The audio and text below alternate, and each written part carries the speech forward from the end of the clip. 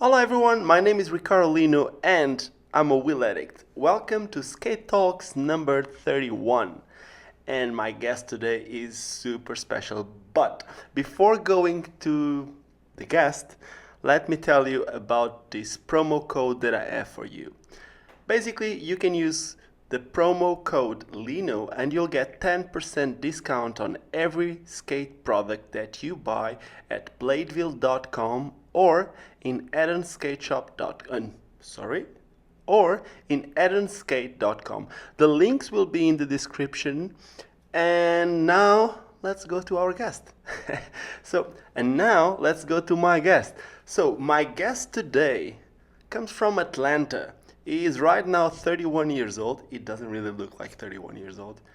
And he's been skating for 22 years. It's I'm gonna stop just saying a lot of things, but you know what? It's an honor to have Julian Bah as my guest today. I mean, he was a pro for Rollerblade, he was a pro for Razors, he's now a pro for Adapt, he skated for so many other brands, and let's just call him and see how the whole thing happened and what he's up to nowadays. So let's call Mr. Julian Bah.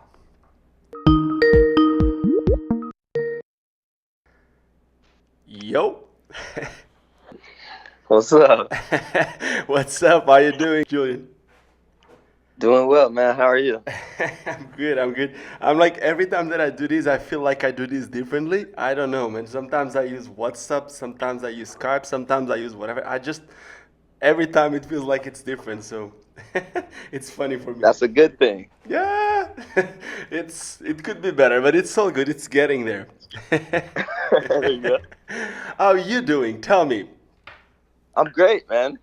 A little early. I had to wake up a little bit early, but it's all good. I'm an early bird anyway, so yeah, this is perfect for me. Okay, that's cool. I heard good How you things. feeling right I now? heard good things from you, about you, from the boss, from the adapt boss, Peter. Oh, that's good news. That's good news. That's always good. Okay, so for those of for everyone listening to these that don't know why he's saying that he's an early bird, basically Julian is right now in Atlanta and I'm in South Africa. We have I don't really know how many hours of a difference it is. I know that it's 3:30 p.m. and it's 9:30 a.m. So that's the difference between me and Julian. So let's go. What are you doing right now? What do you do as a full-time job nowadays? So I'm working on clothes. Like first, mostly. That's my latest endeavor. Mm-hmm. So I've been, just making a bunch of clothes. I've been trying to build the brand. It's called J Vaughn, Julian Vaughn. If you guys haven't checked it out, um, and Do you have other a than that, I website? got this full. Do you have a web? It's a website up. It's jvaughn.co. Okay, I'll put it in the Um, description too. So it's gonna be on SoundCloud and it's gonna be on YouTube, whatever. Whoever is listening to this, they can just go on the description and there will be the website for your clothing brand. Boom, appreciate that. Yeah, so please check that out. And other than that, I just got this part time at this really cool zip line and like ropes course. Mm-hmm. It's been like really fun. If you guys follow my Instagram, you might see me like zipping around on these zip lines. But yeah, that's what I've been doing. It's like real close to my place, and really cool people, really cool job. It's called Treetop Quest. Shout out Treetop. Um, so yeah, And just doing that and where do you still put skating. skating? Where do you put skating in that?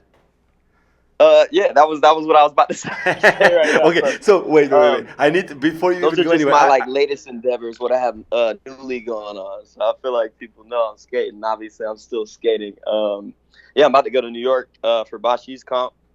Um, I'm about to go to California for Julio's comp for Blading Cup.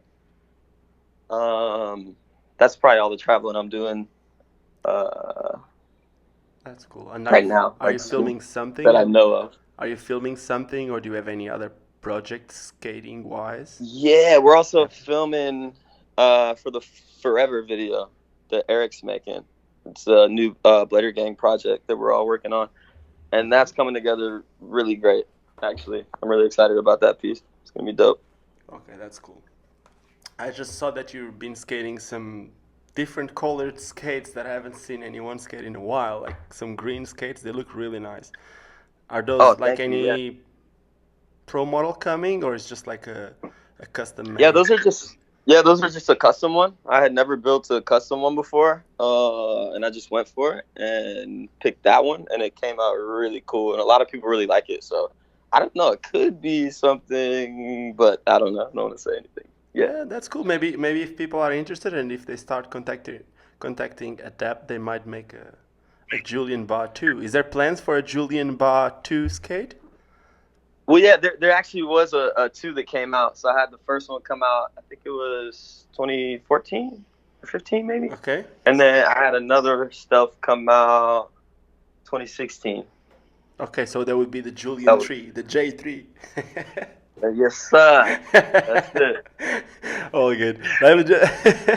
Okay, I didn't say it yet, but I always say it to my guests. So the thing is, man, I'm really, really sorry to you and to everyone listening to this if I ever interrupt my guests. The thing is, I just can't. Like, I get really, really excited, and then not being in the same place doing these through Skype, or not being sitting, or not being speaking with you in person makes it a lot harder, especially for me, because I just get super excited. So if I ever interrupt you, I'm sorry. And to everyone listening to this, if I ever interrupt Julian, I'm sorry, guys. Don't get me wrong. Yeah, that's all good. That's the best way to do it, anyways. Get in there. That's the best way to get your questions in Yeah, there. sometimes it's just I don't let you talk, man. The one that I did with Billy, I couldn't stop talking, man. That was it. Anyway, so let's go. I remember seeing you for the first time in so as I don't know if you know, but I'm Portuguese. So for someone living in Europe, I don't know if an European guy saw you at the same time as the guys from America, but it was already the internet times. That's where it was one of those skate pile competitions, and I remember these tiny. I don't know if I can call you black kid. I don't know, like this tiny kid doing this big 180 gap. Do you remember that? I do remember that. Okay, what event Actually, was is that? that the video where I like fell on my hip and I was like couldn't move? Do you remember that at all? I do remember the 180. To be honest with you, I don't remember the rest. I do remember from the whole video. I remember the kid doing the big 180 in that big gap and landing it. That was it. And I think you Because I won don't it, right? remember the 180, honestly. Yeah. What did I jump over? I think it was a big set of stairs. It was like this this competition organized by SKATEPILE, and there was this kid doing a big 180, and that was you. Ah, okay. It was a street comp though. It wasn't at the Yes, yes, park. yes, yes. It was a street comp.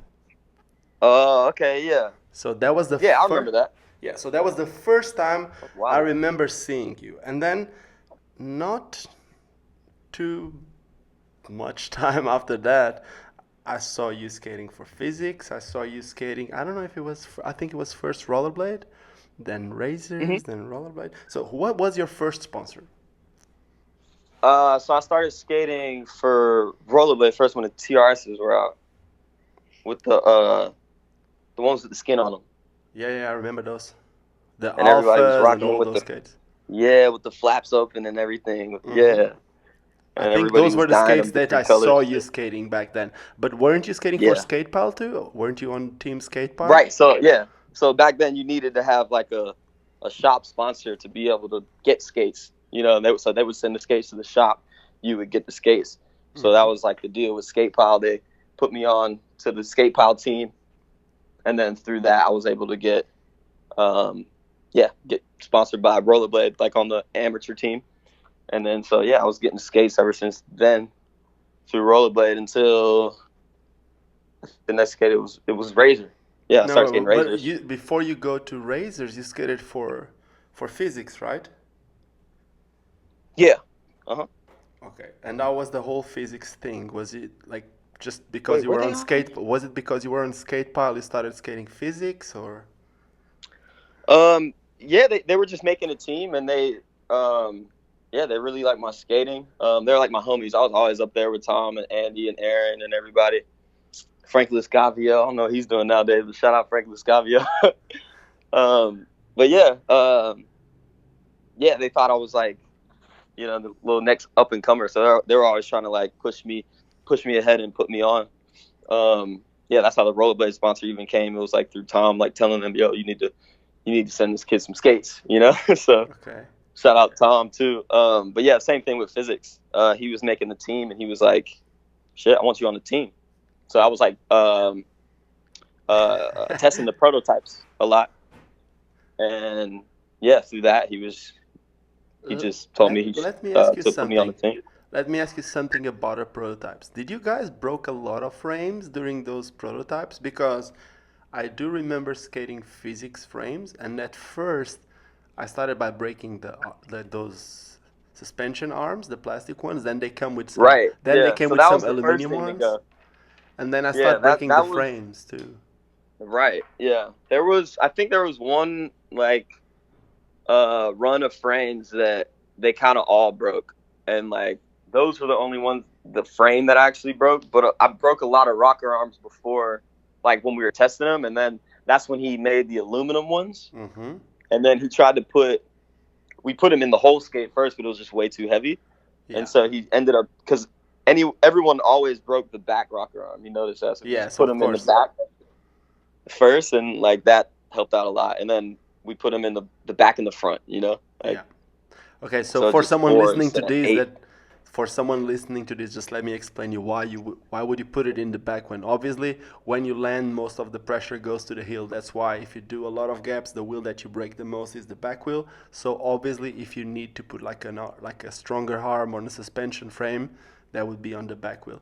I do remember skating those skates, and that was like the first time that I went to California. I was skating physics frames freestyle. I don't know why I thought it was a good idea, but I was skating physics frames without any wheels or any hardware in the middle, Mm. and that's obviously why they broke too. So Yeah, I was gonna say, is that when they broke? Yeah, that was yeah, but that I might do wouldn't it blame too. that. Like in that era, everyone was breaking frames because we were just Yeah, skating. exactly. Yeah, A lot of people was skating a frame. It was before brands start making freestyle frames. So right. there was a demand for that. That's why brands started making those type amps. And a lot of people nowadays complain about the frames were ugly and were not needed and all that. But this was before the MOOC frames and all that. So we wanted to try some newer tricks, and we thought that not having wheels in the middle would be cool, but all the holes for the hardware, that were just creating a weak point. So Right. anyway, Yeah. and Great then frames though. They were cool while they they were lasted. cool, man. You had like an amazing video part, and Oh, thank you, man. someone was asking about the someone was asking about the truck. Wasn't it in the physics video that you were on that truck? Yes. Yeah, that was a physics video. Which truck was that? Who was that truck from? So that was a crazy like Frankenstein truck. It was actually a Ford. It was an F-150, and this guy that worked at this crazy like custom shop made it into a Mercedes Benz. So like, but it was like seamless. It really looked like a Benz, you know. But they never made a Benz truck, so that's why everyone was like, "Yo, what is going on? Like, how do you have this Benz truck in your video?" So But how yeah, did the whole everyone thing thought it was happen for you? mine How for a did the long whole time. Everyone would ask like, "Yo, let me borrow your truck," and I'd be like, "That wasn't mine." But yeah, ah, but so you were at first people thought it was yours, and you would just leave with it. We just say, yeah, it's mine. Did you did it for? yeah. A lot of times I'd be like, "Yeah, chill, chill. That's my Tuesday car. I didn't take it out today." You know. It was the rollerblading money, like. Yeah, man. Big bucks. Big bucks. Anyway, no, but we can't really complain. Wait, let's go to the big bucks. Back then, you Okay. used to get a good salary from rollerblade, didn't you? Back then, no, but when I got back on rollerblade, yes. Okay. And why did you left rollerblade for Razors? Was it because they make you a better offer? Was it because you wanted like a better street credit? I don't know. Just why did the whole To thing? be honest, it was the product. I started skating the skates, and I liked them better. And I talked to Tom about it, since he got me connected through Rollerblade. He wasn't working for Rollerblade at the time. Mm-hmm. He was just strictly SKATEPILE at this time, and he told me go for it. He was like, I mean, if you like them, I could talk to Andy and probably get you, the same deal with Razors. And so, Yeah. so So you yeah, like the I product think he more, you made a didn't even call. think twice. Yeah, And the team was sick exactly. back then. The Razors team, like, that was sick. I think. What was the Yeah. video that? What was the Razors video that you had your first video part? Ego. Yeah, that part is like it's still. Someone was even making like a comment about it, which is like, let me just read it. There was, that was Jake. You know Jake from Loco Skates, Jake Healy. Yes. What Okay, up, Jake? so Jake was making the following question. Hi, Julian. You're one of the few pros I'd still consider as new school, even though you were prevalent in a lot of classic old school material. What's your view on how the way people skate has changed over time? Do you prefer old school hammers or more refined modern skating? Do you feel the way you skate has changed much over time? Or also, have you ever even considered the decision to skate a certain way, or just all naturally? Oh wow, that's in depth. Great question. I would say to start, my skating has definitely changed over the years and transitioned into what it is today.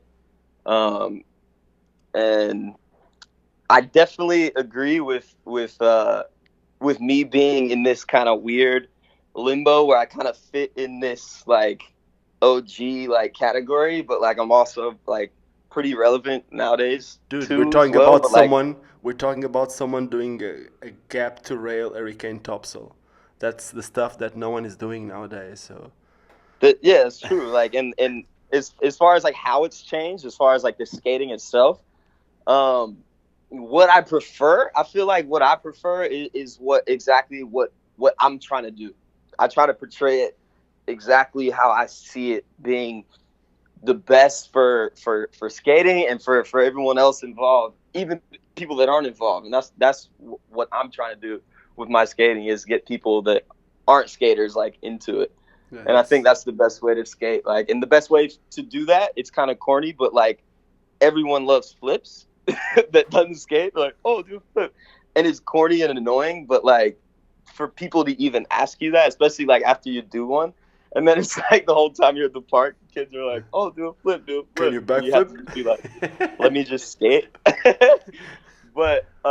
But yeah, I try to mix that with like very like stylish like maneuvers, if you will.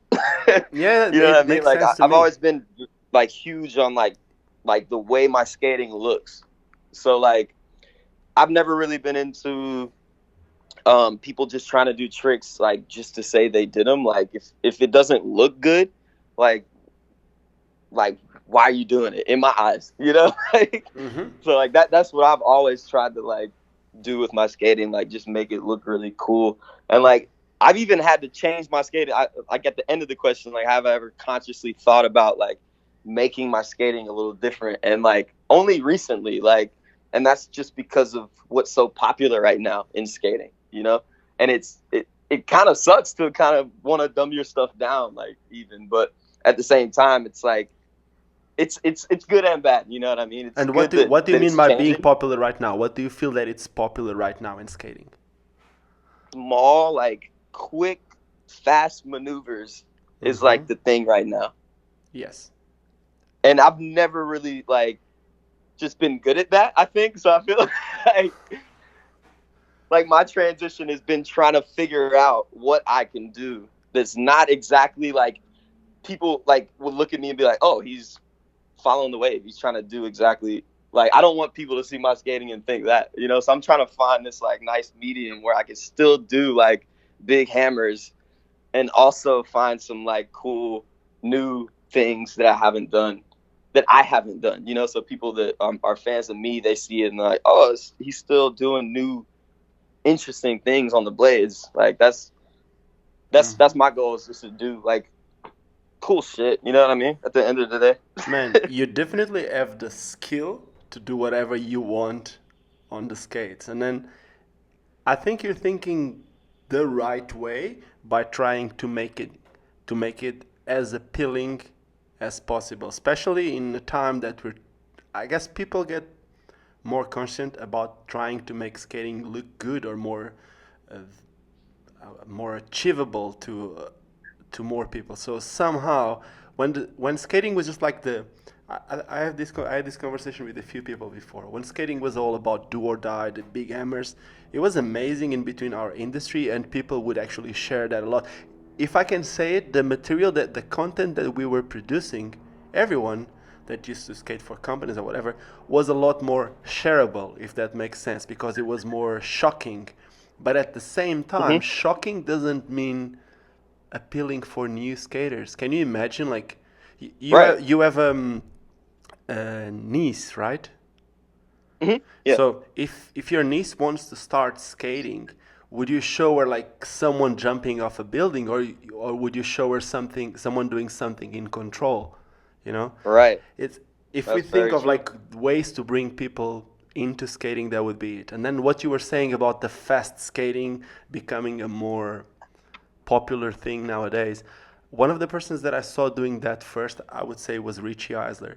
And the way that Richie explains it makes total sense to me, which is, I mean, you do the tricks in bigger spots, but in a bigger spot, usually, unless maybe Alex Brosco is doing in a bigger spot with a really tiny reaction time, but in general people do it with like a big, like with a lot of space to land, and then you land and that's it, that's one trick. But if you're doing Mm-hmm. multiple really small tricks but really fast, you need to think fast, you need to act fast, and you need to be in control of every single trick to be able to do it, and like you said, to make it look good. So I Yeah. guess it, Richie is amazing at that. He's definitely one of my favorite skaters of all time. Like he's another one like in the same category as far as like being very like an OG in the game, but also very relevant right now. And like he's brought it to another level, like with the shit that he's doing. dude, the thing is, So shout out Richie for sure. yeah, you can see that he did that flip video just out of nowhere. Yeah, It's yeah, amazing how he just went so and started crazy. doing all the flips like you were saying. Yes, it's appealing, so let me show you Exactly. that I Yeah. can do it too. But He's then, like, oh, I could do some flips. Like, let me show you a couple. He did an entire flip edit. Like, what do okay, you I think like? you gotta battle him with the flips, man. You're going flips, like you need to make a flip edit too. Have you thought about making a I flip can't edit? battle the god. Like, that's just he's already done it. Like, it's a wrap. Man, yeah, it did, but it's actually like you said. It's at the same time, it's something that can be appealing and obviously not as dangerous as the type of stuff that Jeff Downes was doing. You remember those triple kink rails with like, I don't know, the size of the drop of that type of stuff. I don't know. Jeff Hmm. Downes, when it came to drop rails, he did like some of the craziest stuff that I remember. Yeah, for Anyway, sure. so then you started skating for razors. Going back to the, going back to the, to where going back to where we're like, you started skating for razors, and for how long did you Hmm. skate for razors?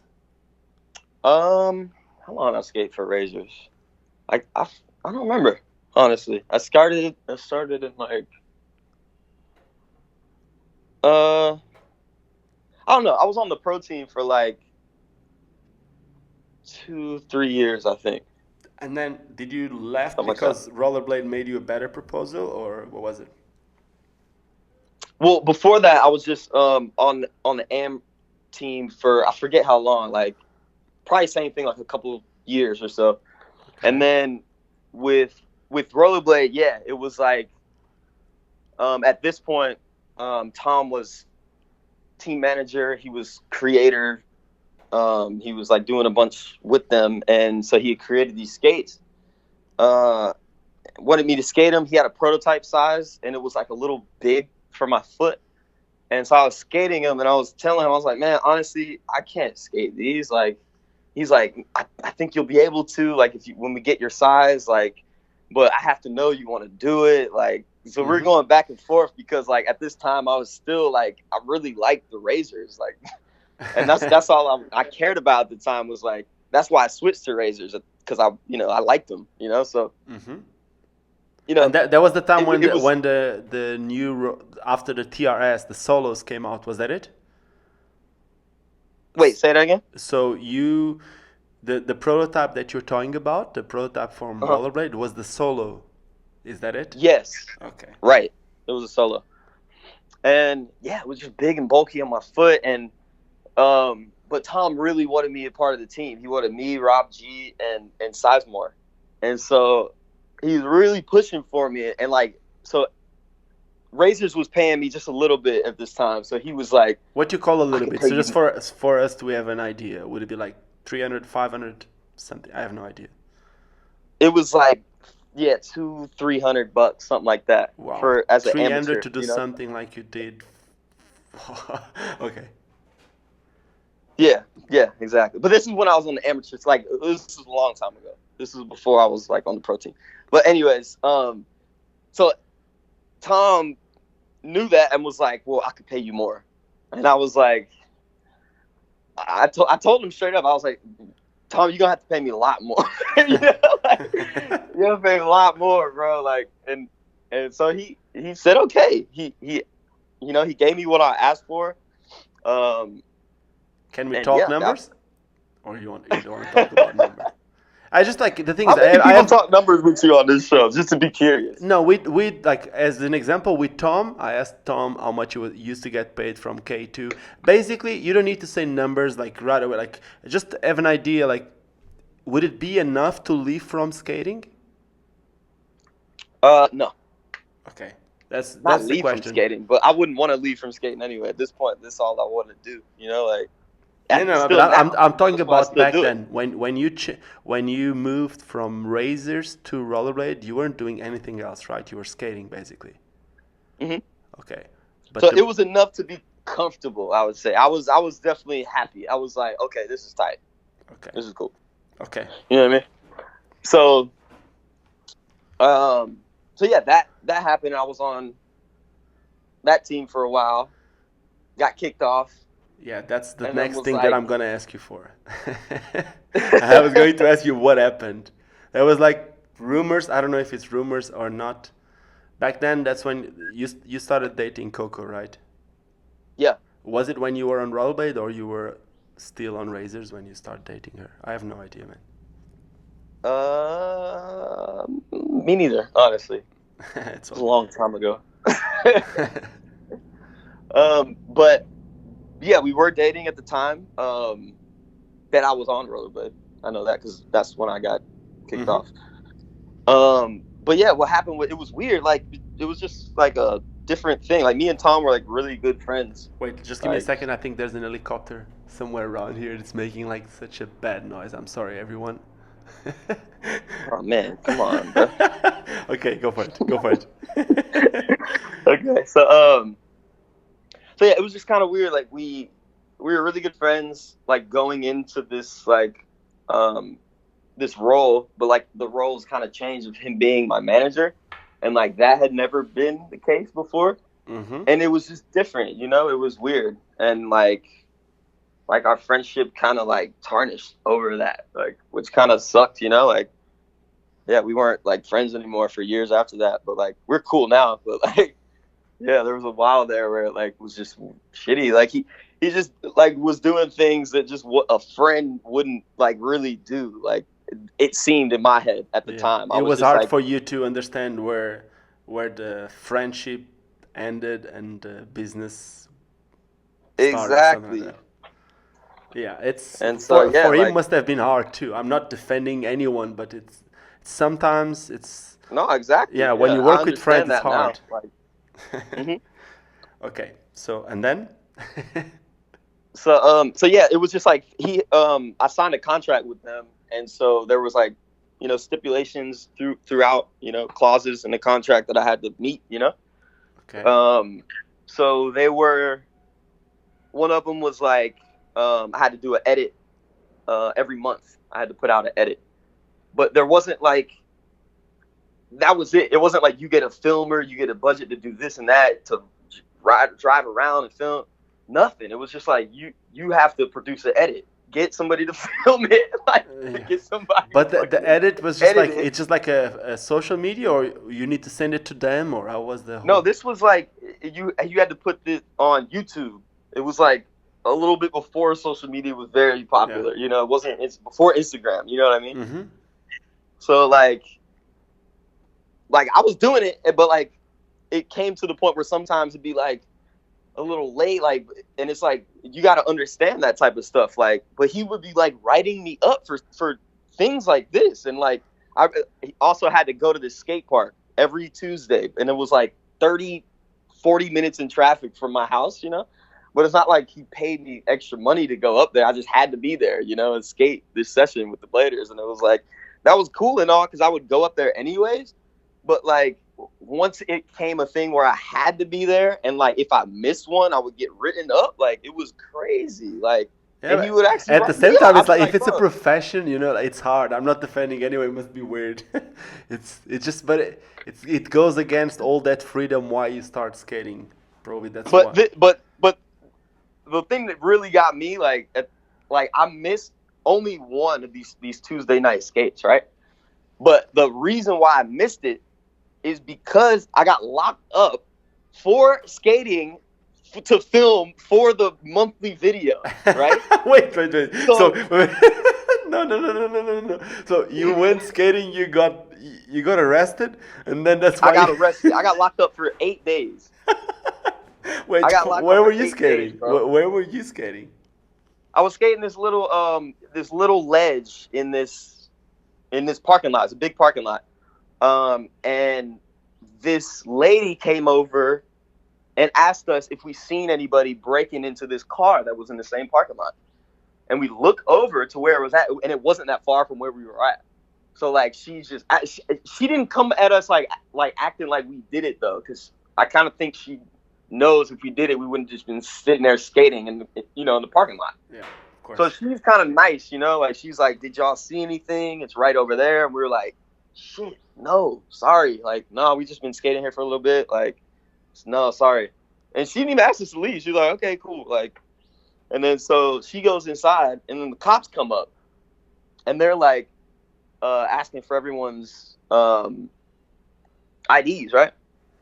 So they get my ID and they run it, and then they start laughing. They're like, "Mr. Bah," and I'm like, "Yeah," and he's like, "Looks like you got a warrant out for your arrest," and I'm like, "For what?" And he's like, "Looks like you missed the court date." Oh, mind you, side note, this court date was for skating as well. I got locked up again. Oh my god. So this shit is like this is why I'm so like upset about it, is because all this is because of what I had to do for this, for this sponsorship, basically. You know what I mean? Like everything boiled down to like I was doing this for Rollerblade, right?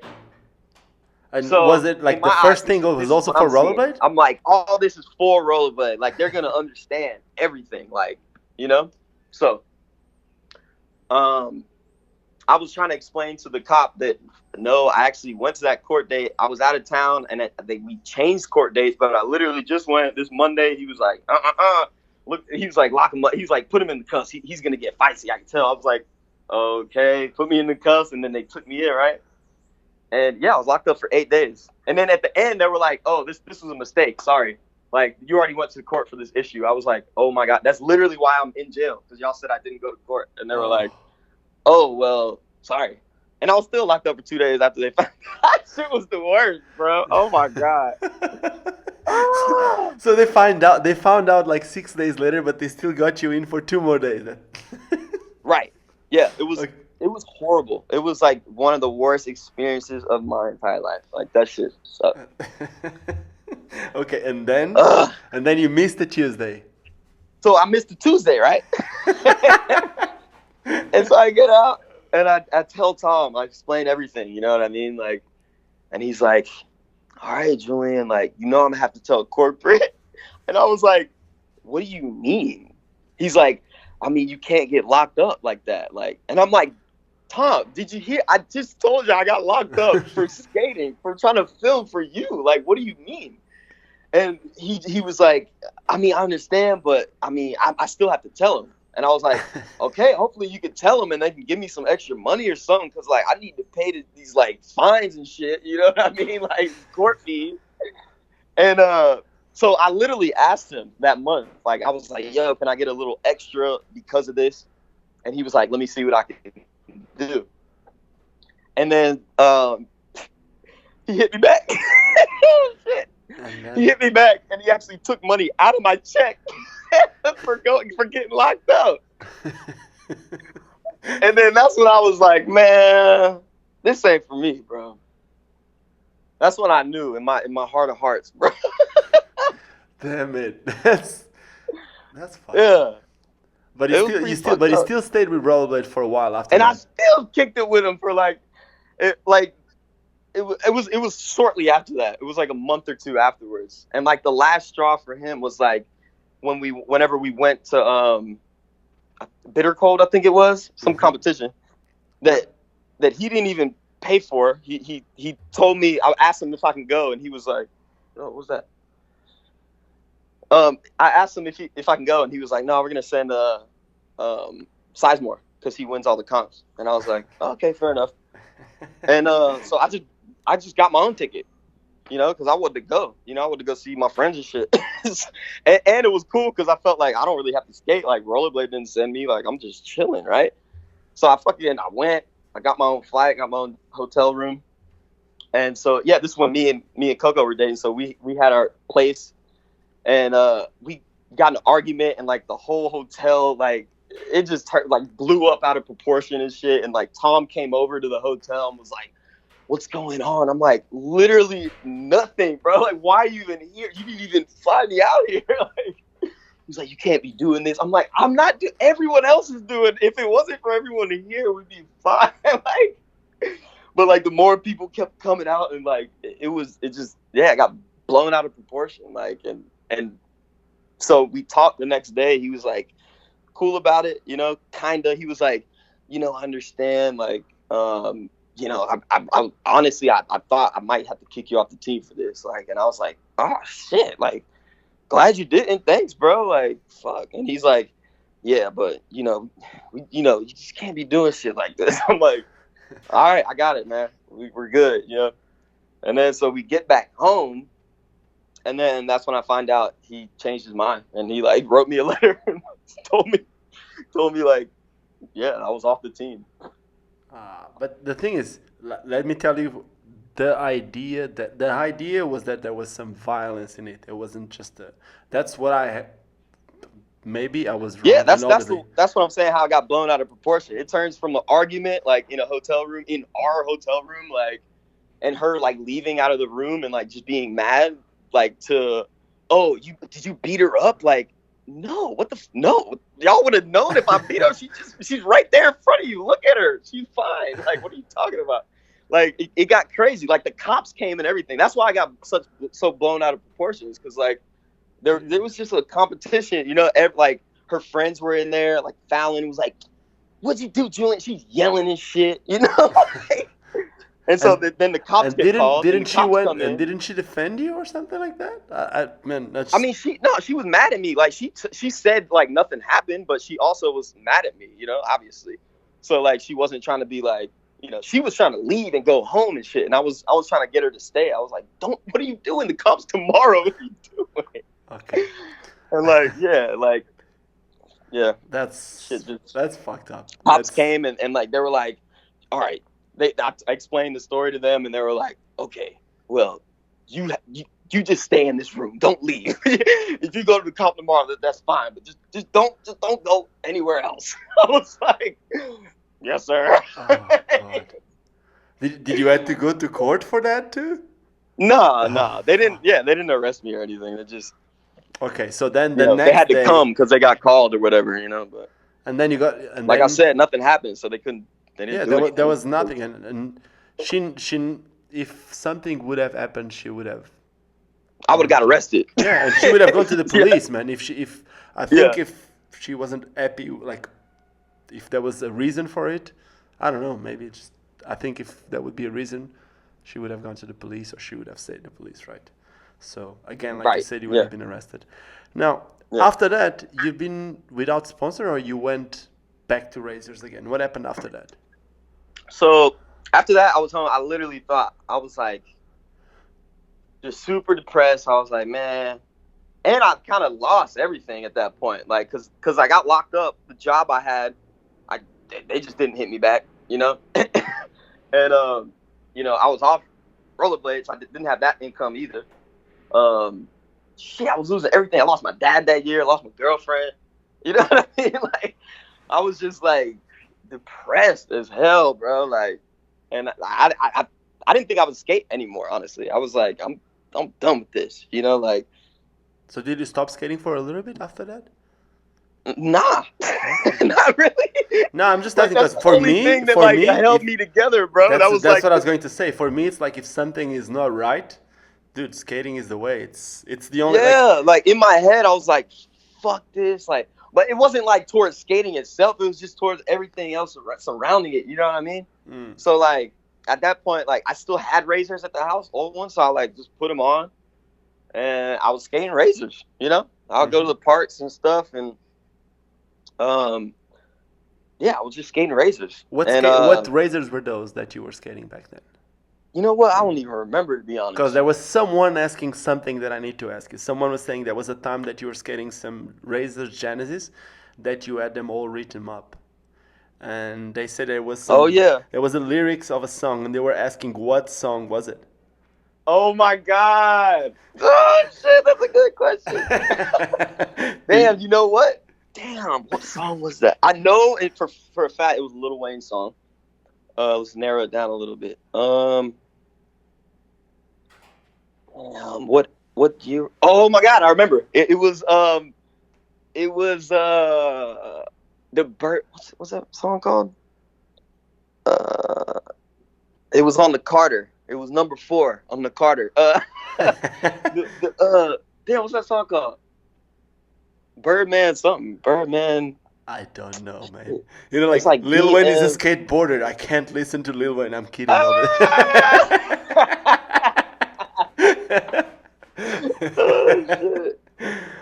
Jab.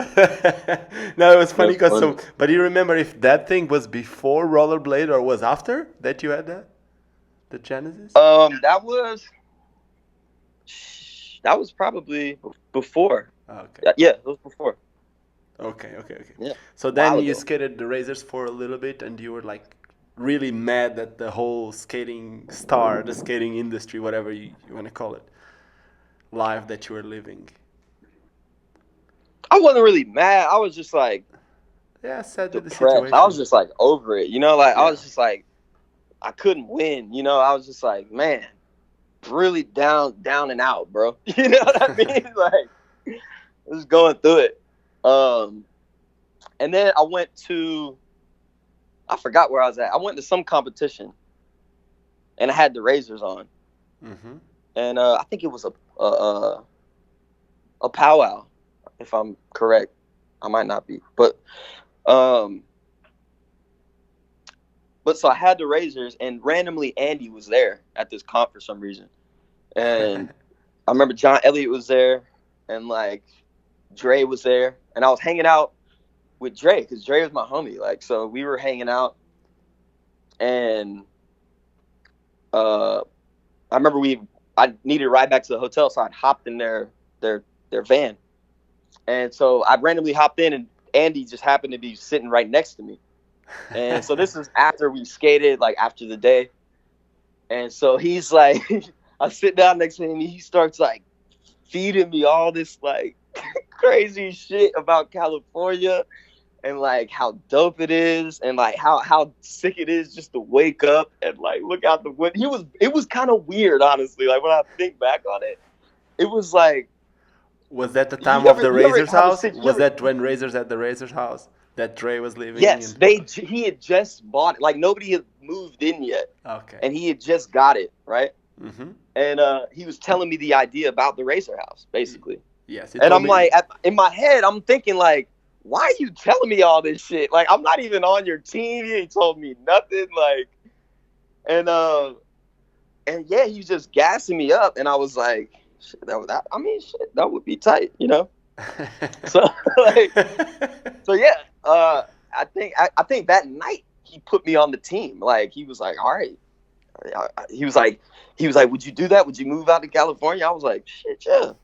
And he was like, all right, let's do it.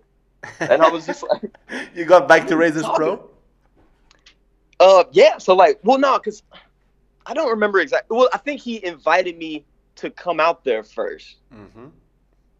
I believe. Yeah, that's right. Because there was another comp coming up, and he wanted me to come see his house. He wanted to like fucking brag and boast about his shit. He wanted to like really like wind me in, you know, to reel me in. He was like, all right, he had this shit set out. He was like, okay, I'm gonna bring it to my house, show him like the life, like Now, did you stay really, at East? Did really you stay? make him Did you believe stay he at could East achieve place or this at the shit. Razors You know what I place? mean? But Like, did you stay at the Razors place, at the new Razors no, I place? stayed at Andy's house. It's Yeah, like a I've stayed mansion. at He his lives, house too. I've stayed at his house too. yeah, you know, he lived Yes. next to Bucky Classic. You know. Yes. Did he went to show you the bowl that you have to? Exactly. Yeah, we went over there and skated Bucky's bowl and shit. Bucky comes out, waves at us. And I'm then like, you yo, this saw is the surreal, bro. what animals are those? Like the lynxes that he had, those big cats. I don't know. It's the lynx. Oh yeah. They're like I forget what they're called. I think it's Either that or they're called. There's a couple different ones that are big cats like that. I forget though. He had them back then though too. Mm-hmm. And then So after yeah, that, nice did you end up pool, getting everything. back? Did you end up going? Did you ended up starting skating for Razors after that, or never really happened? Yeah.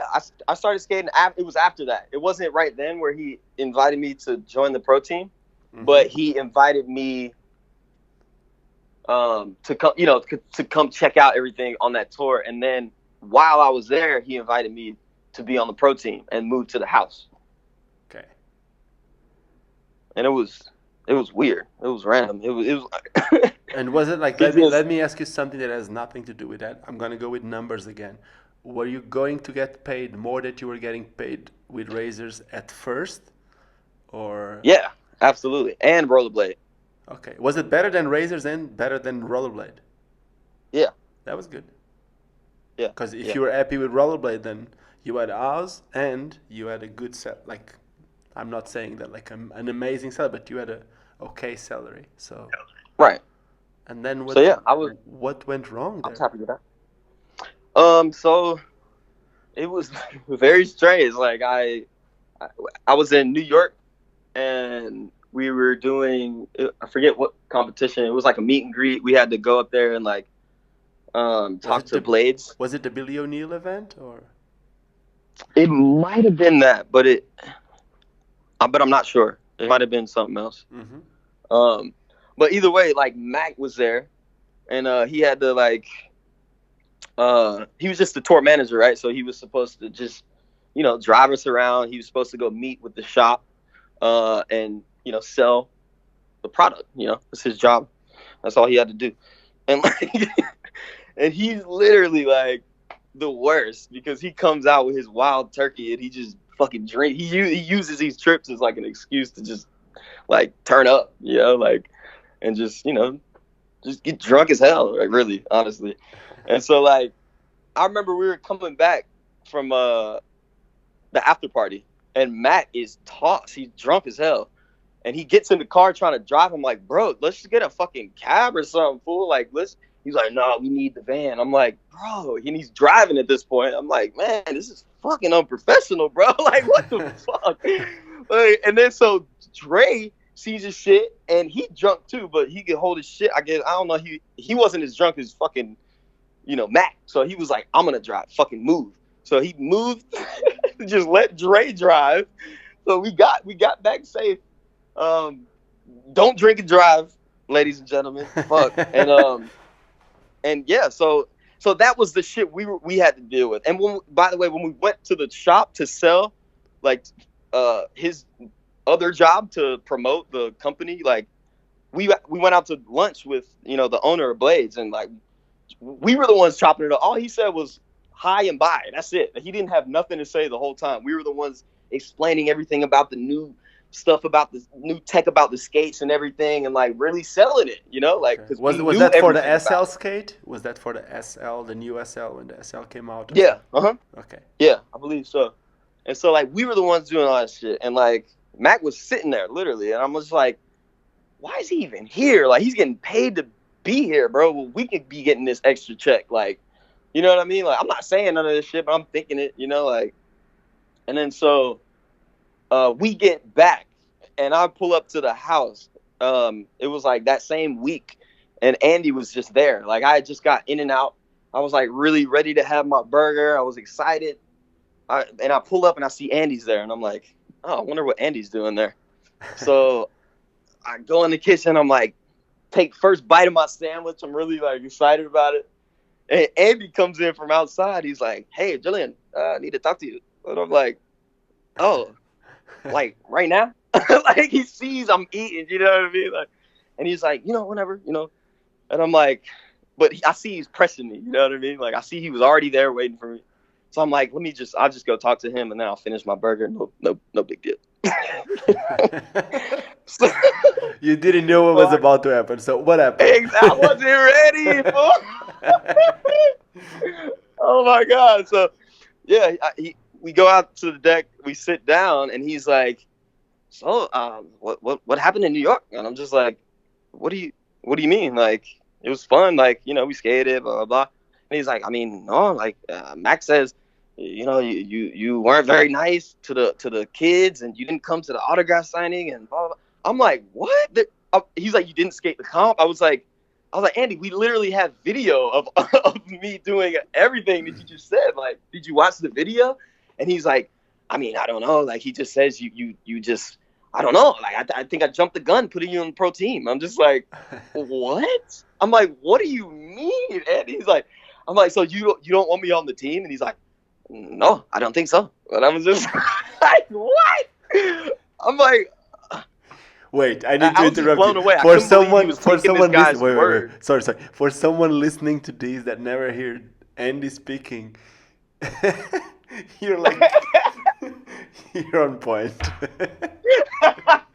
And I don't have anything. I love Andy. I don't have any problems with Andy, but it's like Andy is German, and the way that he speaks is a lot like yours. It's just like it's amazing.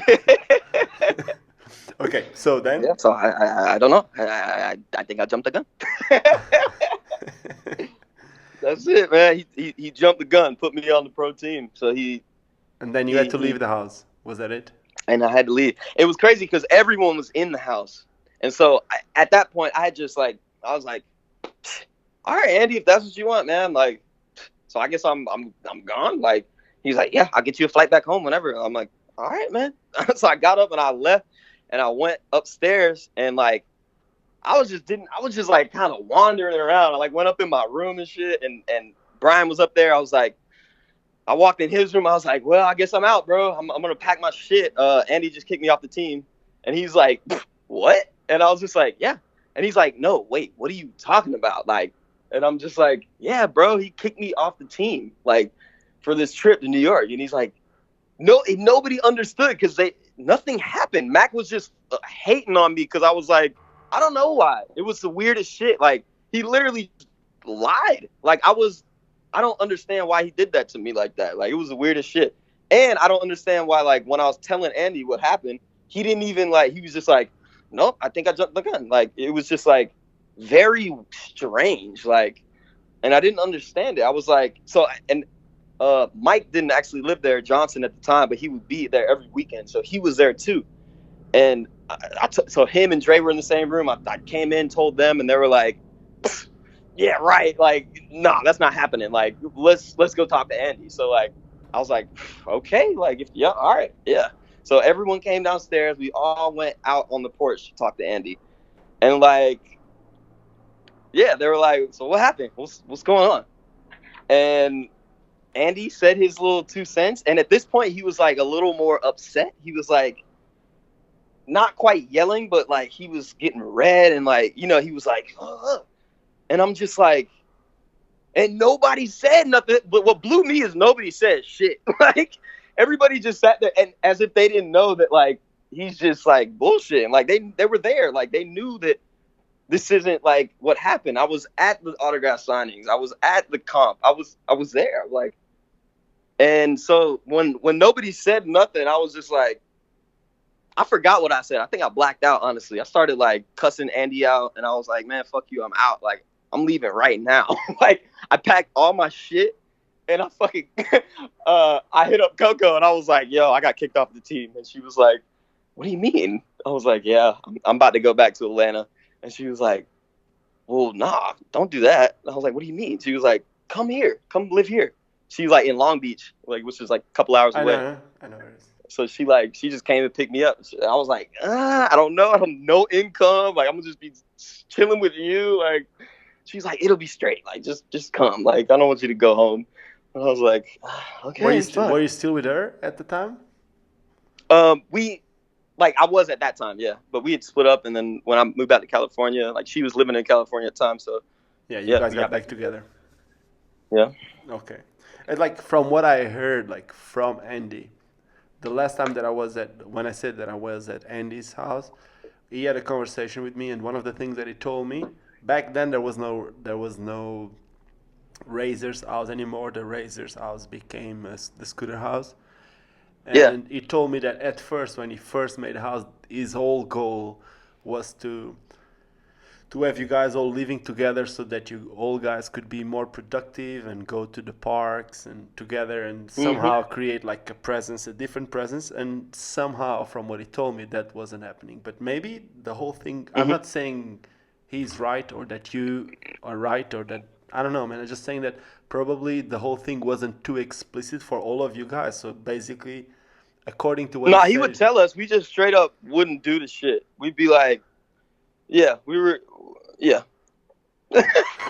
you think hell? You think you guys blew it? Hell, you think you guys? It was crazy because he would come in and tell us one thing, and then the next day come and say the complete opposite thing, and it was crazy. Like, he would literally come in and be like, yo, guys, what are you doing? Throw a party. Why are you guys just here chilling? Like, he would want us to party and film it, like, to make it look as if we are living the life. You know, he wanted that.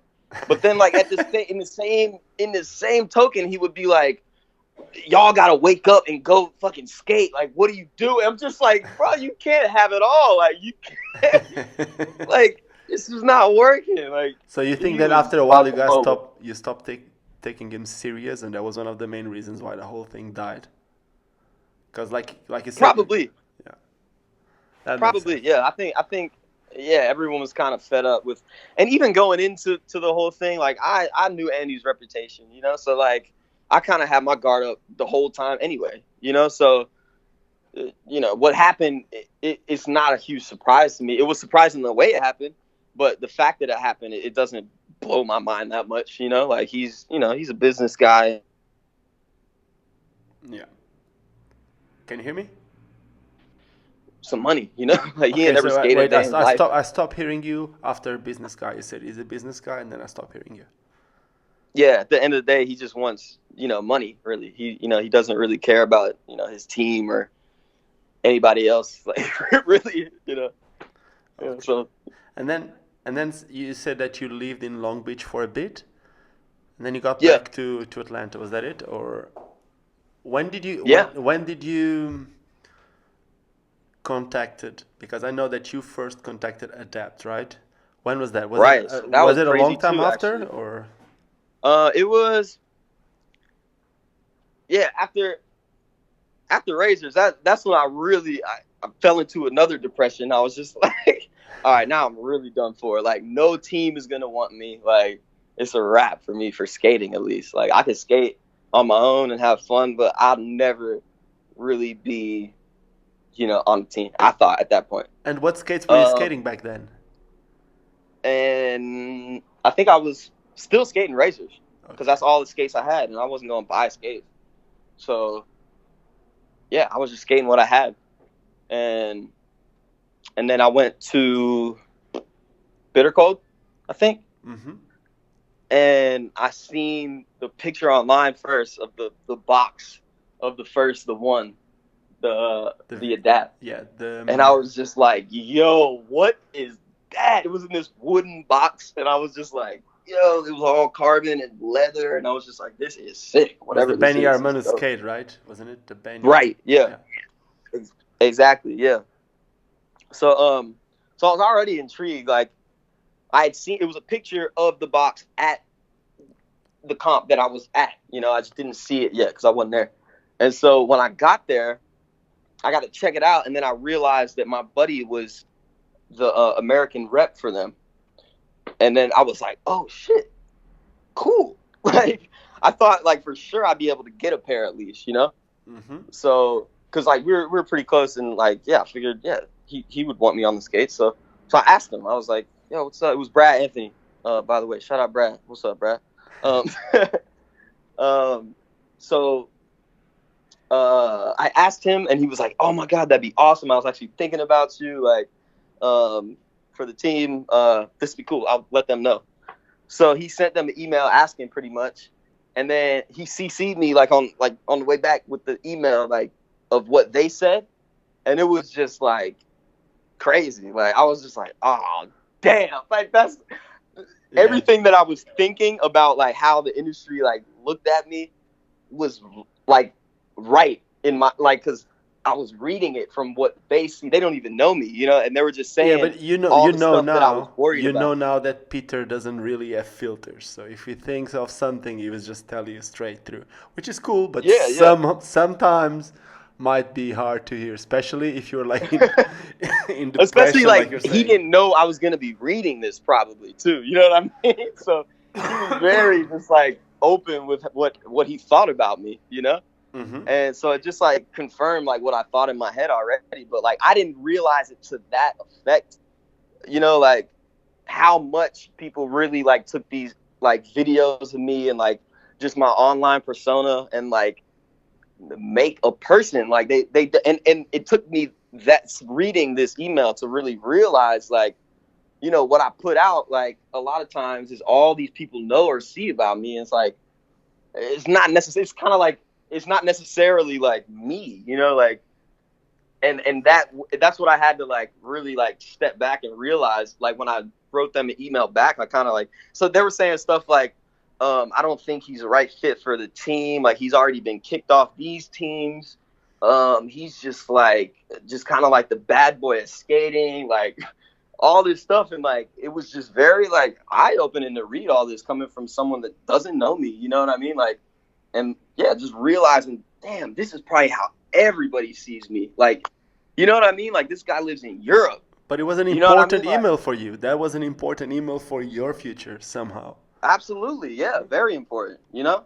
Yeah, so, like, it took me, like, seeing that to really, like, you know, step back and see this, what I'm doing, and, like, see, like, everyone else's point of view on me, too, like, so it was good. So I've sent him an email back because at the end of the email, it said, it's still up for discussion. And I took that as my window and I jumped through it. I was like, I sent him an email back just directly to him since, you know, I had the email address at that point. Yeah. And I just like, and what did you say in that email? Everything that he was saying, I kind of had an explanation for it. And like, I was just trying to just be real with him and like try to explain how like, just kind of how I just did to you, like how, you know, everything online is not necessarily exactly like how I am. You know, I like portray this online persona that's a little different than like, you know, my day to day. Like, but at the end of the day, like, if you could just look through my eyes and see, like, and once I explain like how,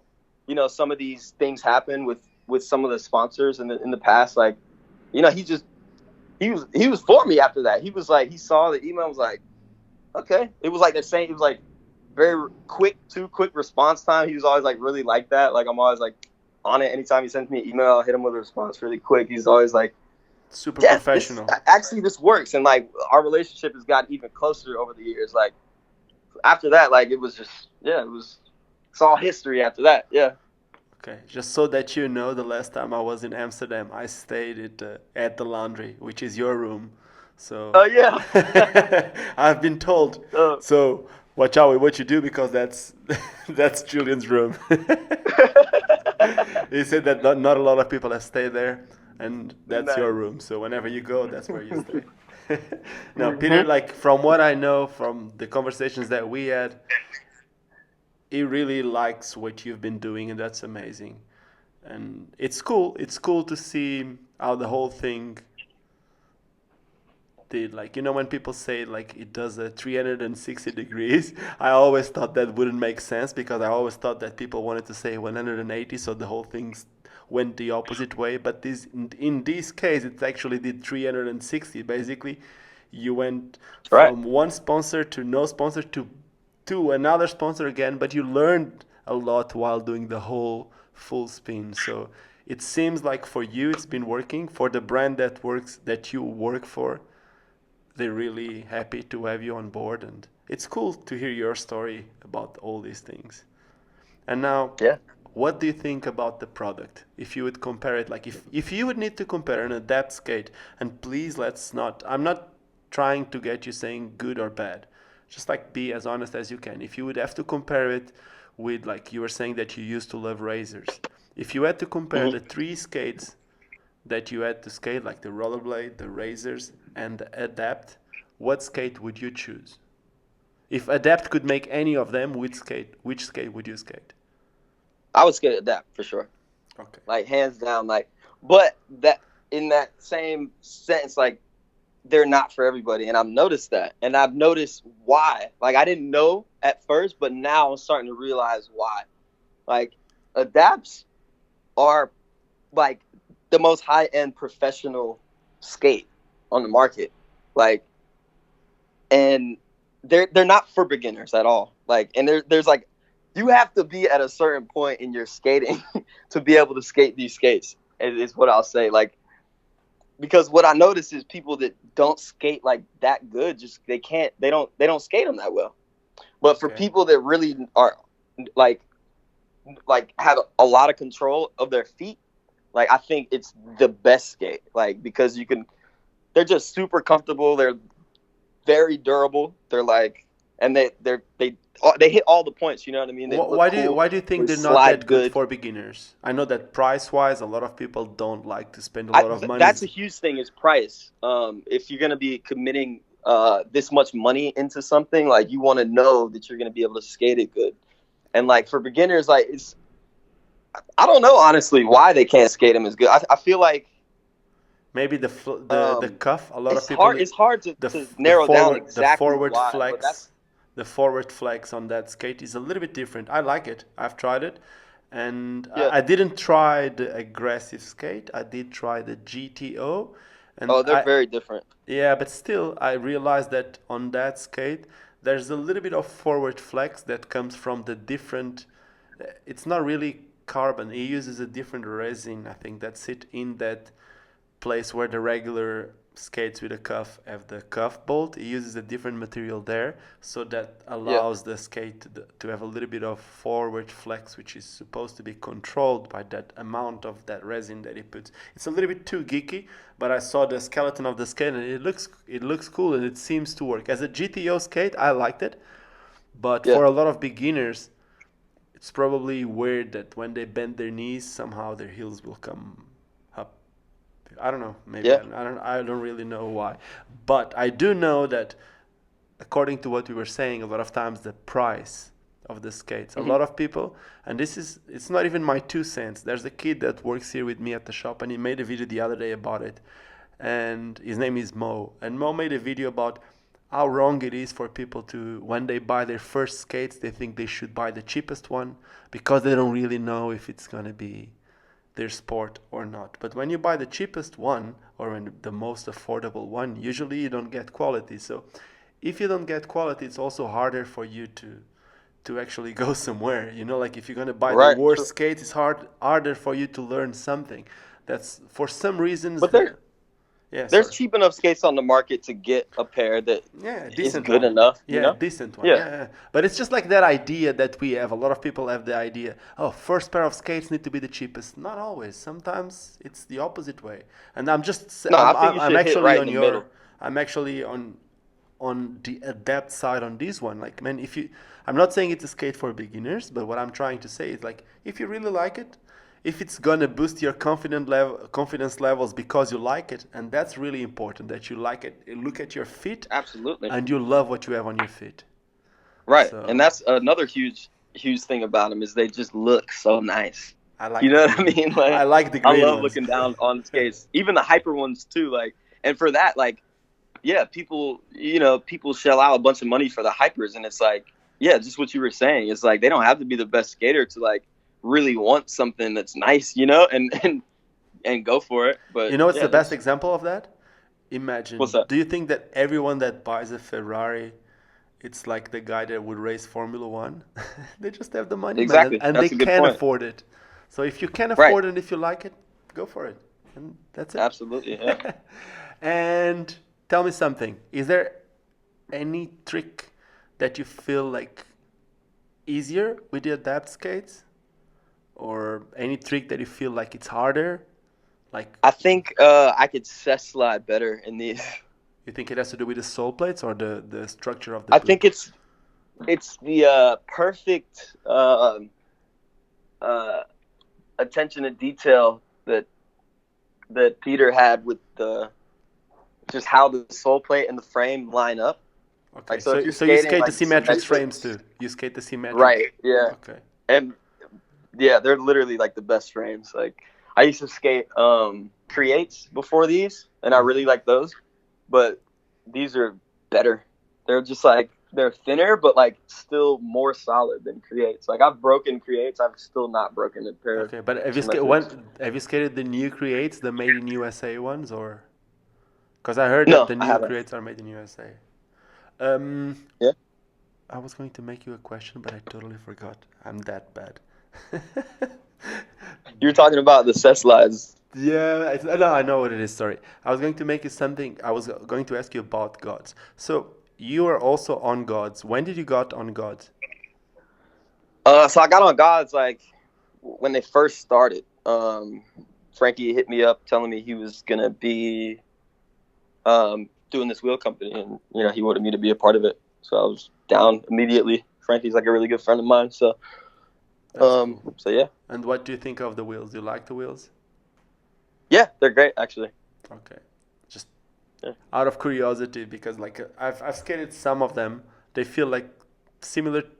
They're made by Undercover, so the molds are quite similar. But I like that the graphics of the Gods wheel, especially the new line. It looks sick. I just saw your wheel yesterday, the newest one. I think it's. I don't know if it's out yet or not. The new is your Yeah, new wheel out? Yeah, it just came out. I haven't got a pair yet. So yeah, but I'll get them when I go to New York. So yeah, they are in the United States. And did you never got offered to skate the boot, the Gods boot? Well, they offered it, but yeah, they knew I was with Adapt. Whenever, same thing, I was in California, and Frankie was telling me, "Yo, I'm gonna make a boot." Yeah, asked me if I wanted to skate it, and I told him, I was like, I really like Adapt, Okay. I don't And have really you wanna ever skate tried a boot. sole plate on the boot, or you're not even curious about it? The one on the God skate? Yeah. No, I haven't even tried it. No. Okay. Just out of curiosity, I'm like all these questions. It's just like things that I thought. Let me just see whatever people add here that they wanted to ask you. Let me just wait. Did you own a pair of those hyper skates too? Yeah. Do you skate Yeah, I them love often, or? cruising on those things. They're dope. Okay. And are you planning to do any like promo video for Adapt or something like that, or that's not coming out anymore? Yeah, actually, I'm like in the process of making one right now, actually. Okay. The guy who started filming it has been like super busy, and I hadn't been able to finish with him, unfortunately. But I actually just started talking to another buddy, and I think we're gonna do it with him. So Okay. that should be very soon. We should have a hyper edit. That's cool. I'm stoked to see. Can you do like those wheel slides? Because it's weird for me to see you doing wheel slides, because I always see you doing SAS slides. But Right? on a Yeah, free I can do skate, it a little bit. yeah, on I'm a not free. as good. Yeah, I'm sure you can. Just slides differently. But the thing is, if you bend your knees and your feet too much, if the boot touches, you're out. Right? Yeah, for sure. Okay, we have a question here from Gumby. Have you seen that? Oh shit! What up, Gumby? Gumby was just asking. Wait. Let's just go here. Let's go down here. Rough estimate. How many blunts did we smoke between 2003 and 2005? Shit. Oh my god, that is just wow. Were you living on That is weed? an uncountable amount. Shit. Wow, that's hilarious. Gumby's. Oh wow. Gumby's the man. Yeah, he used to live. Yeah, he moved close by to where I was at, and yeah, we skated all the time and definitely smoked copious amounts of reefer. It was Do you awesome. still smoke a lot, or is it like a lot more calm nowadays? Me, Yeah. I smoke pretty regularly, if you will. Okay. Is that why you love to skate for a company from Holland? It's the best part, man. You get to fly there. Yeah, now it's legal everywhere. Is it legal in Atlanta too? I have no idea, man. Not, nah, not yet. Come Not on, don't fully, get but arrested it just again. come on, hey, come on, man. Better knock on some wood over there. Shit. Okay. Now I have another question, man. Now this one, man, I don't want to be that guy putting you on the line. So there was someone saying there was a winter clash. That it's actually my friend from Portugal, Miguel Chico. He was asking like there was a winter clash that you went with the Be Unique guys, Mhm. and suddenly the hostel where you guys were, wait, what was it? Oh my god. You guys started like started a whole fight, and then the Dutch skaters, and then just with the Dutch skaters. You guys started a huge fight with the Dutch skaters, and then just run away or something like that. What happened? Wait, I don't remember. I thought they were gonna say something else, and I was very confused on how they knew this story. Oh, okay. Oh, wait. That's I even don't. better. What happened there? Oh my god. They know. Um. They know, but we don't. So let's just tell us. Okay, I'll tell you another story from that Okay. event. So we were B Unique team was in In Europe. Germany for this one. It was in I forget exactly where. But Mühlhausen. it was It at was Mühlhausen. yes, Mm. yeah. So it was at that park, and so we went, and then we went to this. It was like a hostel, I guess, to stay. Wasn't that far from the park. So, but we hadn't gone yet. We just got straight from the airport because we landed in like Munich, and it was a dumb long drive to get to where we needed to go.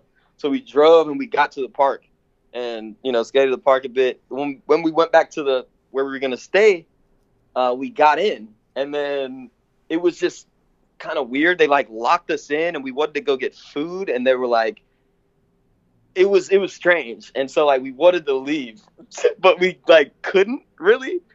So we figured out that we could open the window. We were on the first floor, so we just jumped out the window, right? But it's snowing, and like so I was with Calvin Sales was right in front of me, and he's running with his big like Louis duffel bag and like huge coat on. He's just running down this hill, and it's like perfectly lit. He's under this like big like light that's back there. We're like running towards the car. And at the bottom of the hill, there's this small creek, but it's like literally like 2 feet wide, like very easy to jump, like, and very visible. Like I saw it from the top of the hill, like, and then poor Calvin just jumps right in it, like directly into this creek. Like, I guess I don't know what happened. I don't know how he didn't see it, but he jumped right in it, and it was. It was cold as snowing, like, and he just hopped out. He's like, "Oh shit, oh shit, son!" And he's soaked, but like we couldn't stop laughing. We get to the trunk, we're putting everything in, and so we're trying to find another spot.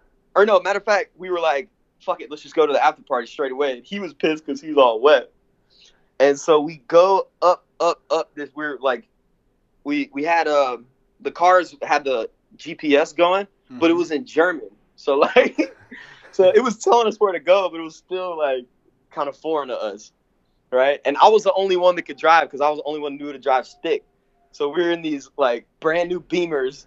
We thought we were all hot shit. We're like coming up this hill, like, and it starts snowing like more, and like we still winding up this long ass hill. And we keep going until we get to like a little village, and I'm like, this obviously isn't it. So it took us all the way out the way up this mountain, literally a mountain.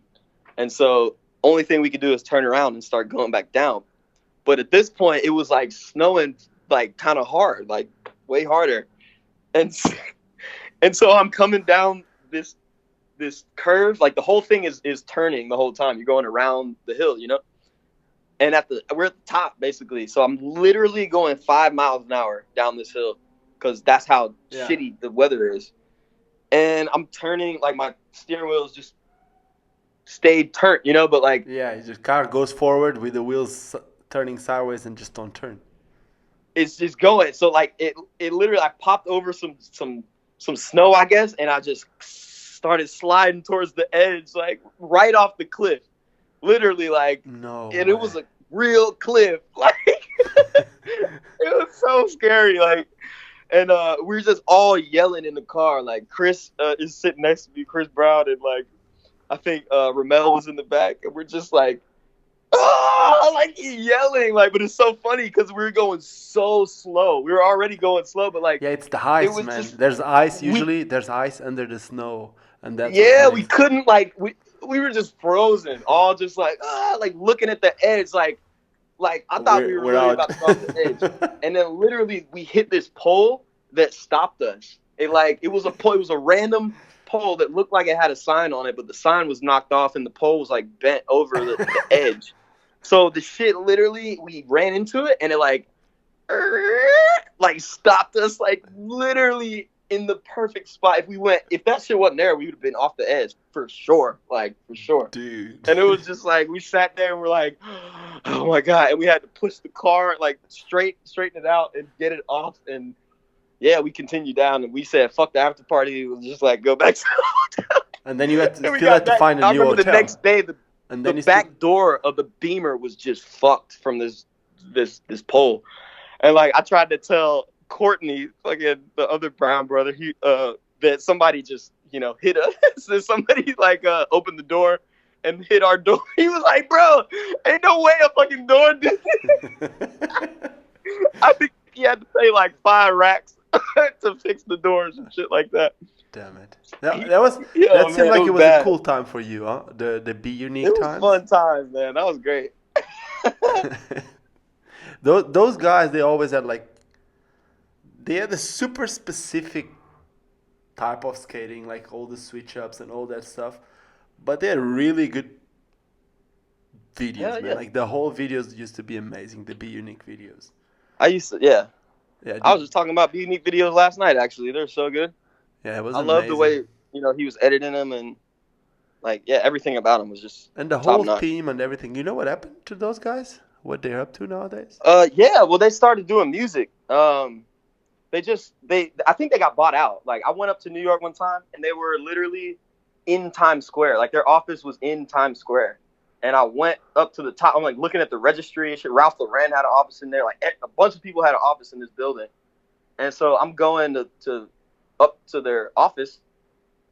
And I go up there and shit, and it's a big-ass office. And it's literally Be Unique shit everywhere. Like, literally, like, racks of all these samples. And, like, they had a whole team. And I was like, yo, what is going on? This is crazy. Like, it was next level. Like, I was like, but oh, did they we're evolved on. from what do you mean by music? Were they like producing music? Did they do the music So- videos or? So, yeah, Chris, the one, he was making all the videos. Mm-hmm. And making all the designs for all the shirts and stuff, right? Yeah. And his brother Courtney was business end. He was taking care of all the business logistically. And yeah, they just they took that and just took it straight to music and just used that what they learned from the industry, the skate, the clothing brand that they built. Yeah. They built from the ground up. And they But saw how are to they do doing it. music? They got it in Are they their head, producing music? Are they producing music? right now, I think they are. So yeah, I think they got like a $3 million deal with like Interscope or somebody, like Sony, somebody. What? And yeah, so it's them too. Like, so it's the same deal. Like, Chris is still making the videos and making beats. He's also like dabbling in rapping too. And Courtney's like business end. And then they have this guy, Vinny Chase is his rap name, that's rapping. And that it's like a little 3-person team, and everything's in house. And they've been like making all the beats, all the videos, and like the videos are amazing. They're like really sick. How can I find the videos? What do I need to? He goes by Kid Art now. Chris does. So if you look up anything directed by Kid Art, you'll see it. And all the videos are amazing. Weren't you? Are you still rapping? Weren't you rapping for a little bit? Yeah, I was rapping for quite a while, like 10 years or so, but just I haven't rapped for like 3, I think. Like my computer just like stopped working. That everything was like saved on, like, and at the same time I was getting into clothing like a lot, and I was like buying new machines for, sewing. So it kind of just transitioned into my energy started going into the, sewing. Okay. I I started was going to focusing more say on you need to that. hit the Be Unique guys to get some type of deal with the music. Yeah, for real. Now No, I did and hit them up actually a few years ago. Like I sent Chris some songs, or I sent him one song. He was like, "Send more." I was like, "Fool, no! Like, what? I'm sending you this. See if you like it. You want me to send more? Like, put me on." it didn't happen. It wasn't enough. But now you can send him Yeah, some clothing samples. Tell me, how's the whole clothing thing going? Are you selling? Are you what are it's you going doing great. exactly? What are you doing exactly with it? So right now I'm really just trying to build the brand. Like I have the website up, and there is products on there for sale, and I do have like stuff available, but I'm not really focused on that right now because like it's like I really want to just build the brand so like I don't have to tell people about it. They just know about it. You know what I mean? Mm-hmm. And I realized that like when I first started in the beginning of 2016, I like just tried to do everything. I was like I made the website, and then I tried to have all this stuff like ready and available, and I just tried to like sell, like push it on everybody. And I was like, but nobody really knew about it, and the prices are like a little high, for people that don't know anything about the company. So it was like I had to step back and be like, what am I doing good? What am I doing bad? And so like I really just realized that the website was kind of jumping the gun. I don't need these things ready available right now. I could just have a website that just like has a lookbook. I'm showing people stuff, and then I need to like network, get people to know about the brand, just build the Mm-hmm. brand. Because like anytime I'm out and I'm wearing like gear, like that's when I'll make sales. Okay, Like, but and on the tell me website, something. if people see it, Are it's very like it's not direct. So it's like, oh, what's this? Like whatever, like but are you doing like? Do you want to do quantity? Do you want to do like per unit? Are you the one doing every single clothing piece, or how's the whole thing working? yeah. So right now, anything you get is 100% handmade by me. Like all the stuff right now is just all custom pieces, pretty much. But like, yeah, I'm gonna get to the point where I'm like Yeah, you're mass gonna have a team or producing, something like that. What pieces. Yeah, for What do sure. you have at the Um, moment? Like, do you have like mainly what's that? shirts? Do you have pants? What are you producing at the moment? Yeah. It's mainly tops. It's all tops actually right now. Like, Yeah, no pants. Just all tops. yeah, those are long So I have tops, like so you can use them without hoodies. pants. There you go. That's it. That's the plug. Oh, good But man. yeah, so a bunch of like hoodies and like weird coats and jackets and shirts and That's cool. tanks. And well, like, if someone wants to buy a shirt, what would be like the price for something? I have no idea, man. All these questions is for someone who's curious about that. Like, if I want to buy Yeah. like a shirt made by you, how much would that cost me, and how much would it be the most expensive jacket? Like, from where to where? Yeah. So it ranges from like I think the lowest price piece on the site right now is probably like 70, and that's for um it's a tank with it's kind of hard to explain if you don't know what it is, but it's called the shadow tank, and Mm-hmm. it's like has like these extra pieces that kind of like it's very like flowy and like drapey looking. Okay. And yeah, it goes from that to like um I think 250 is the highest price piece on the website right now. There's other pieces more than that I've sold for more than that, but they're just not up and available because I figured that was one thing that was kind of deterring people was that price range. So I just took that down and just didn't have them available and just have these other things that kind of fill the other price range. Okay. Be And you can always a have like starters. people calling or sending a message for more information about the product. Sometimes it's better.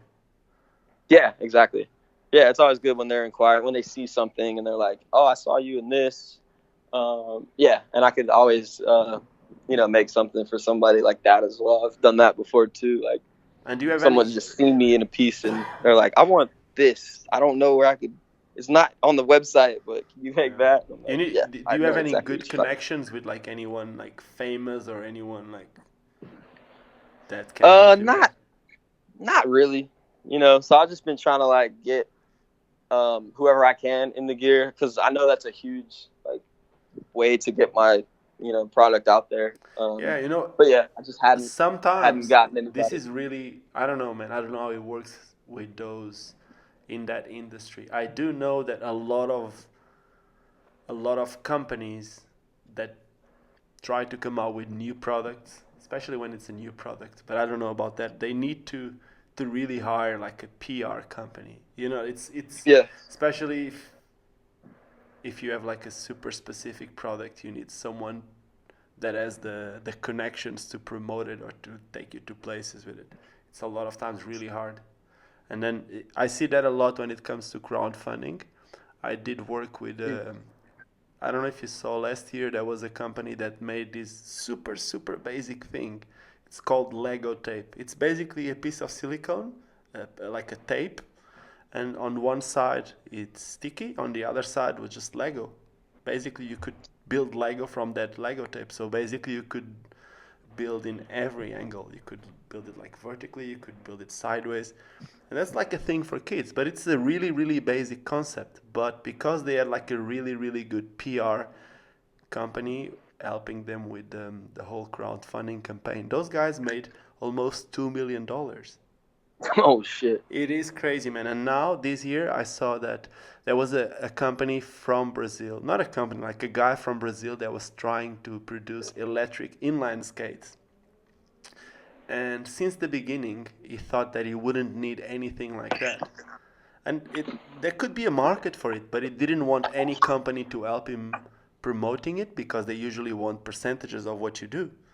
So Yeah. obviously that never went ahead. So just an idea. Sometimes those PR companies help you getting to a lot of clients, if that's what you want, of course. Yeah. That might Man, be something I should check out. I guess we're coming to an end. Do you have anything else that you? No, I have one more question for you. Someone, this kid from Switzerland, just made us a question, which is Simon just made us a question, which is, where do you see skating and yourself in skating in a few years? Let's say in 5 years. Um, I would I would hope to see myself. I've been doing like a little bit of film work with skating, Mm-hmm. and it's been like amazing. And I want to like continue to do that. So I would love to like just do like kind of like stunt work, um, like with the skating, and have that transition to like any other stunt work really. Um, yeah, because I got an opportunity to do some stunt work with one of the greatest in the industry, Mr. Uh, Garrett Warren, and yeah, it was just amazing, and I'm really into it now, and um, yeah, I could see it definitely being something that a bunch of skaters would be into for sure. So Bringing your yeah, I would bringing your say ninja that, and skills, also, bringing your ninja you know skills what I to fill mean? your wallet. That makes sense, man. You've been a ninja for way too long. It's true. For sure. And there's other opportunities in that industry through skating, which I realized while I was on that set. Uh, Corey Miller was one of the filmers, and he was one of the guys that he was a skate filmer. So Yes, he it's like gimbal. It's called specializes. gimbal operator. There's a lot of those worldwide nowadays. Huh? One of the best that I Right. know, it's But Conor O'Brien. oh yeah, Yes, and he does what's it just like strictly on the skates too. yeah, Conor O'Brien is a really good one. And what's the name of the other guy from that made breakfast and lunch and he lives in California. What's his name? John. Oh, damn it. I don't remember. He did like a really nice 720 over the fence. I'm sure you know. He's like a really good camera operator too, like a gimbal operator with skates. It's a big thing, huh? Yeah, it's pretty big. You get really nice money out of it. And in the Yeah, skating absolutely. industry, do you see yourself like staying connected to adapt? Do you see like a new skate coming? Do you see getting into the company like a little bit deeper and I don't know, maybe working with Adapt in USA or anything like that, or not really? No There've plan. been there've been talks. That would be awesome. I would love to do something like that. But yeah, definitely see myself still being with the company for sure. Like, yeah, I want to skate adapt for the rest of the time I'm skating. I think for sure, like, because Man, they just continue to grow. I really like being a part of something that's like really ground up. You know what I mean? They really, and the fact that they're both skaters, so they've gone through a lot of the same things as me. okay. Um, so yeah, I really appreciate and love working with them. Yeah, they So make yeah, I think skates we'll be that you can. collaborating. They make skates that you can skate even when you're 60 or 70. I mean, like you're not gonna be using That's right. aggressive skates, but you can use a pair of free skates, hyper skates, whatever they call it. Now let me make you one more question. I'm sorry, I can't stop it yet. What do you think of the dam skates? Have you seen them? The what? The dam skates, John Julius' new brand. Oh, I did see them. I think I, I think they're all right. I really love John, and I've always loved what he's been doing for the industry. Um, so in that, I think it's awesome that he has his own, skate brand now. Yeah, it's great. Would you skate them if you had to, like, imagine you were out of you had to buy a pair of skates. If there wouldn't be Uh-huh. Adapt, you had to buy a pair of skates. What if there wouldn't be Adapt? What pair of skates would you buy right now if you had to buy a pair of skates? Huh. That's a hard one. Uh, I'd probably give them a try if Okay, there was nothing else around, okay.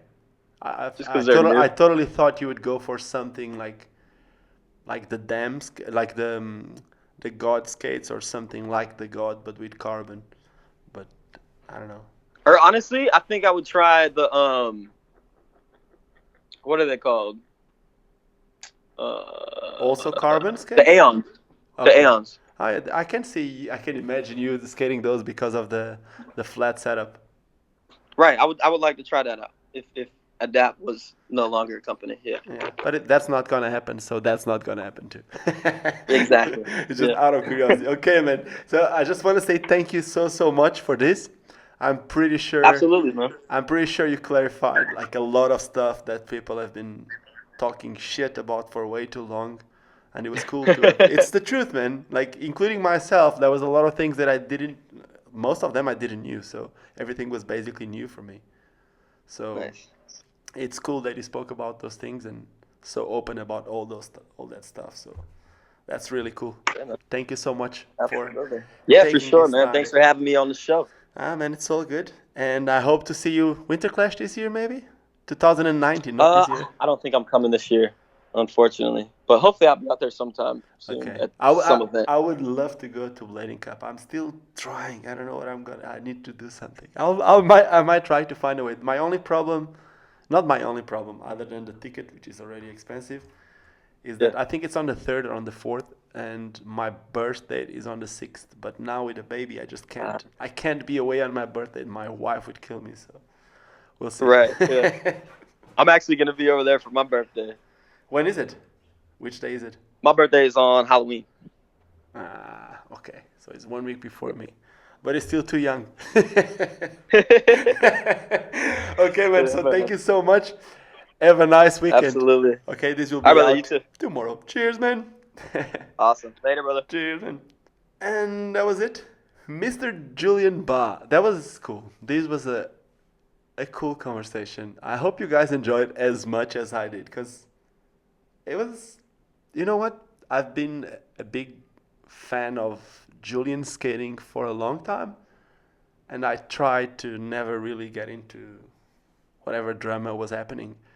And it must be kind of frustrating for this guy to go through all this drama, but it's amazing to see such a healthy ad with good thinking after all this drama. So I'm happy about this one, and I hope you guys are happy about it. And I hope you guys are so happy that you want to go buy skates. And if you want to go buy skates, you can buy skates with 10% discount on bladewheel.com and on addonskate.com.